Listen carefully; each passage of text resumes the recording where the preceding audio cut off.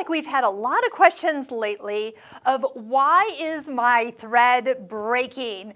Hi, I'm Sarah from sewingmastery.com, and I want to just go through some of the questions we get and the answers we give about why thread breaks. And it is so frustrating, isn't it? But we've all experienced it for one reason or another. And speaking of reasons, I have over 10 different reasons thread breaks. So if you are having this trouble on your sewing machine, I hope you'll try a couple solutions to see which one is the true fit. So I want to tell you about an event we hosted many years ago. And I'm not going to say what brand of thread we used or who was hosting the event, but it was one where we set up all the machines. So our customers came in and all they had to do was sit down and enjoy the 2-day event. And the company hosting it said, don't worry about the thread, we have it all taken care of. So we said, perfect. Now we're talking about an event that actually had 30 different machines and we had over 100 people in attendance. And this event was one that we had set up that consumers were trying out these machines in hopes that they would fall in love with them and take them home with them. So about halfway through the day, we were starting to hear comments of, well, these machines are junk. The thread keeps breaking.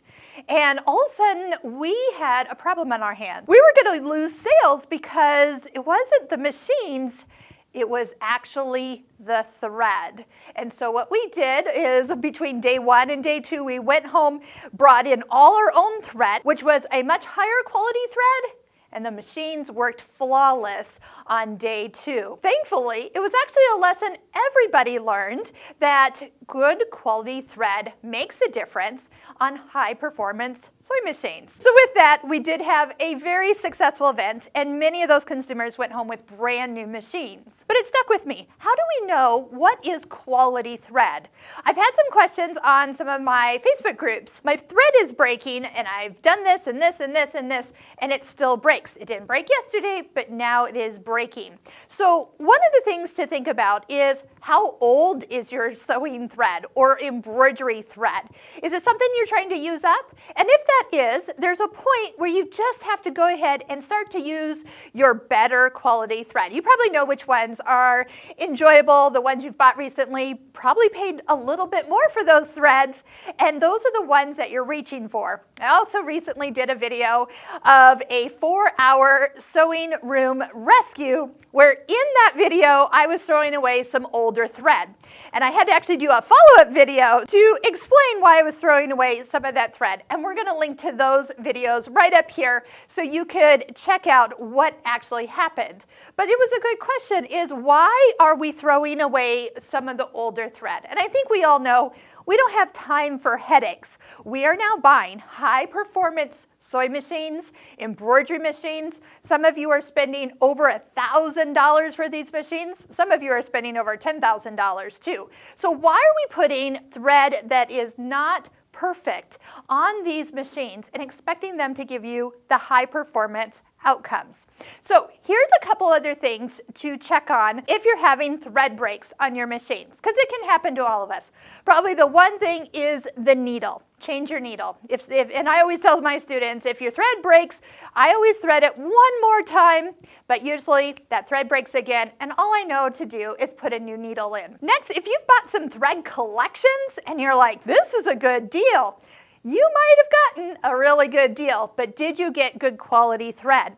Some threads are in the same color spools as some of those higher quality threads, and so at a glance they look like the same one, but the brand name is not the same. So that is always hard when you're like, oh, that looks like that quality thread, and when you get it and it doesn't work as well. The other thing that I've been noticing with thread is if you actually take thread and stretch it, and if your thread stretches, sometimes we get this with our polyester thread. I've actually had thread where I can like do this, like elastic type thread. That is one characteristic that indicates that that is actually not a good thread. This particular one is Isocord, one of my go-to threads. I actually sew with it as well as use it on my embroidery machine because it is a polyester shiny embroidery thread. It has no stretch. I've actually not done that before where I've actually picked up the spool and tried to stretch it. I'm noticing there is no stretch on, like there's really no stretch on here. I don't know why I'm surprised. I just had never done it on a good quality spool. I've always done it when somebody has like an issue in a class and I'm like, oh yeah, look how it stretches. And then I hand it back to them and then usually I tell them to put it in the trash, and some do, so that's always good. I'm also a fan of machine quilting with this thread just because it's polyester and it has no lint. It also makes just my machine happier because it's not a linty thread. That is great. The Stitching Cosmos online course that we do, like the quilt behind me, that is, most all of my decorative stitches are done with this thread. And then again, I love to quilt with it as well. Now, another thing that can cause thread to break is if you're using a thickness of thread, so think of even just a traditional sewing weight thread, or maybe something a little bit thicker that you are putting through your needle. Now you might have picked that thread for the fabric you're working with, or the color was right, but you need to also do one more thing. So this is my gigantic needle, which I absolutely love, you know, flat side on the back, groove down the front, and this is what I'm going to talk about. So many people don't even realize this is a thing. So traditionally, your size of needle needs to actually fit or accommodate the thickness of thread that you're using. And again, people don't always grasp this right away, and that's okay. But here's what happens is the thread you choose must sit and lay in that groove because that's what goes through the fabric. It's like it's giving the thread a hug, as I like to say, and it protects it while that stitch is being made. Now, if I take a very similar thickness of thread or rope and I try to put it in this groove, it actually doesn't fit. See how it just lays across the top here? That means that this thread is never getting its hug while it's going in and down through the fabric. And that can cause thread breakage very easily. Now here's what happens when I see people buying a variety pack of needles. So like it has like 3 different sizes in it. So it goes 70s, 80s, 90s traditionally. Well, a size 70 needle is actually very, very small. And so this groove is very, very small. And if you're using what I would call traditionally sized thread, it will not fit in that groove. And because of the way the packages are, it is just common for us to pull out a needle from the left side of that package. So the first one they'll pull is the smallest size. They say, oh my gosh, I got new needles, and they don't work. Well, oftentimes it's the small one. So that is where, as you go to a bigger size of needle, the groove gets bigger, 80s to 90s, and then that will help have more room for that hug, and that thread will stay protected. And that's why I love top stitch needles, because that groove is actually deeper and gives it a bigger hug. So those are things that can help. Another thing that can happen when thread breaks, now I do have a throat plate here that has a lot of nicks in it. Like the needle breaks and hits it and leaves a scar, a scratch, a rough spot. And if your throat plate has some rough spots on it, that will also cause thread breaking. Now you could use a brand new needle, the right size of needle, and quality thread, but if there's something for the thread to kind of get snagged on, that's going to be a problem. So if you take your finger and go around that opening where your needle goes in and out of the throat plate and see if you feel any rough spots. Super easy fix at your next service. Your technician can actually just like sand it out, buff it out very, very easily. If there's too many nicks and it's kind of jaggedy, they'll probably recommend that you replace your throat plate and then you'll have a brand new one. Now just a side note on that, on the Viking and Pfaff throat plates, there is a little kind of notch back in the far left corner of the throat plate, and that is there on purpose as part of the thread cutting system down below the bobbin area. So a lot of my students are like, oh my gosh, I nicked my plate already. I'm like, no, that was there. That's supposed to be there. So do keep that in mind. Now, if you haven't cleaned your machine in a little bit, having extra lint down below your throat plate in that bobbin area, as that stitch is forming, it could actually interrupt and also break the thread. And then 2, if you've ever had some issues where you've broken needles, maybe you were sewing over some heavier fabric, there can be even burrs or scratches on the hook, the one that comes around and makes your stitch, down in that bobbin area. And those rough spots are even past my pay grade. That has to be done done by a sewing machine technician, but they can feel along there and just catch anything. And even if it's just very, very minute, it doesn't take much. So if you've had some issues with some breaking of needles and some jamming, and you feel like you might have hit something really good, have your machine serviced, have that whole area cleaned out, and then they'll also make sure that it's totally smooth so not to catch your thread and break it. Now, going back to the top of your sewing machine, when you put your spool of thread on the machine, and maybe you're using a spool cap.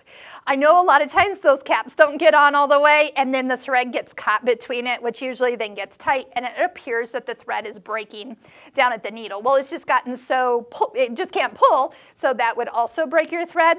And then some of the spools that have the little groove at the top, remember well, there's certain brands that still have that, but you know where you can like hold it in there? If that little area gets a hold of the thread while it's trying to feed off of it and catches it, that also would cause you to have a thread break as well. Now, let's talk about threads going vertical or horizontal. Now, the rule of thumb is if your thread is cross-wound, so if you look at it, it has little X's on it, that thread actually is going to come off the spool best off the end. So if it's laying down, that's coming off the end. If it's on a thread stand and it's sitting and it's going up to a first little groove, guide up top and then over to your sewing machine, that's also coming off the end. On threads that are kind of lined up, certain brands have what are called stacked threads. Those threads like to come off the spool from the back side. So with that, they twist, and so they let go, and the idea of the thread coming off that way will also keep them from breaking. So there are certain twists to threads, so if you're having issues one way, you could always try another and see if that actually helps as well. Make sure the thread doesn't fall off the spool and puddle down below it. I mean, that's just kind of logistics. Make sure that thread's not catching on something. And I did mention a thread stand. That is something that can also solve a lot of these headaches where the thread is catching and getting pulled or snagged before it's even getting into the machine. So a couple extra things. Now, if your needle is in backwards, your thread's probably going to break. It's probably going to give you some headaches too because that groove is on the back side instead of the front side. So keep that in mind. If you did not wind your bobbin correctly, or there's some extra loops or some of the leftover tail from when you were winding it and had something to hold on to and you didn't cut it off, make sure your bobbin is wound correctly. Sometimes I've noticed when bobbins are not happily wound, they will cause other issues such as thread breaking. And speaking of bobbins, you actually have to use the right bobbin for your machine. If the bobbin's too tall, you're going to have issues. If the bobbin is not the right size, if it's supposed to be a clear plastic bobbin, you've got to use a clear plastic. There's nothing wrong with a plastic bobbin. If your machine is designed to use a metal bobbin, you've got to use the right metal bobbin. That is actually a weighted issue. So machines are set for the lighter bobbin that's more clear or plastic, and machines are set for tension for a more heavier bobbin if your machine is set to use the metal bobbins. So to sum up everything here, if you've checked your needles and the sizes and the thread quality, the last thing is, of course, you need to have your sewing machine cleaned on an annual basis. Trust me, it just solves so many troubles. It's like taking your car in for its 5,000 mile checkup, its oil change that you do every 6 months, whatever schedule you're on. Put your sewing machine on its regular schedule and just watch how much less frustrated you will be when you're sewing, because that machine has been gone over, cleaned, touched up by somebody who knows what they're doing, and it gets everything back on track. There are so many things that they check at a sewing machine service center. It's amazing, and that's what a machine needs. With all of the fabric, the lint, the needles, the thread quality, there's so many variables, but having your sewing machine cleaned on an annual basis will be a solution that you'll be thankful that you took the time to do. I love what Richard said on a recent post. He said, I highly agree with Sarah about getting your machine service prior to starting embroidery class. I spent a year and a half super frustrated trying to get designs to work on my Bernina 790. I asked everyone I could think of to help me, including several visits to my Bernina store. Nothing worked. I finally took my machine in for yearly maintenance. Due to some glitches, they reloaded my computer, miracles, my designs downloaded and are working perfectly now. So thank you, Richard, for adding your 2 cents in and taking my advice of getting your sewing machine cleaned. And I hope you'll set your calendar for your annual service going forward. If you want to learn more about threads, decorative stitches, or how to use your embroidery machine, check out our links below because I've got lots of online courses that will take you from zero to hero. And once you leave a note in the comments of what frustrations you've had with sewing machines and thread breakages, and if you've had a good solution of what the problem was, post that as well. We'd love to see what you have discovered makes such a difference on your own sewing machine.